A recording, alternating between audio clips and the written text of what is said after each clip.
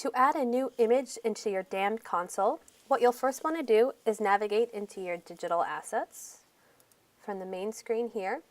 And then what you'll want to do is find on the left-hand side your particular unit's folder. So if we navigate to our folder here, you'll see at the top level it's divided into audio, documents, images, and videos. Depending on your unit, that navigation may stop there. You may click on images and there may be no additional folders, but your unit may have additional subfolders like we do in this particular instance. So what I'm going to do is I'm going to navigate to the particular folder that I'd like to use, which is a sample folder I set up just for this example. So once you find the specific folder you're going to use, you're going to go ahead and make sure that that's the folder that's highlighted. And then in the main section, you'll see if there are other pictures in there, it may be completely empty. However, that folder is filled. And what you're going to want to do is up at the top menu bar here, you'll see some different options. We're going to click on New. Now, if I were to click on this little drop-down arrow, I'll have an option to click New File, or I can just click on the main text that says New, and a window will pop up.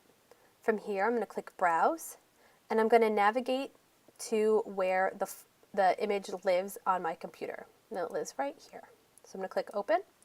And what we can see in here is that the file actually already follows the proper naming structure. There are no spaces. It actually has a dash instead of a space. And it could also have a number if there were maybe multiple different Hungry Drafts. Hungry Draft 01, 02, etc. And once I'm done, I'm going to click Upload. And we'll see that there's now a new file down at the bottom. But what you might want to do is click Refresh here just to make sure that it properly shows up. What we're going to do next is we actually need to activate the file. So we're going to click on it and we're going to click Activate. Now, just like with the New button, if I were to click the down arrow here, I'll then have to click Activate, or I can just click on the text that says Activate. And the gray square then becomes yellow. And if I hit refresh, that yellow square becomes green. And once it's green, it's activated. And then I can move on to the next step where we find the image source URL to use in our email direct email.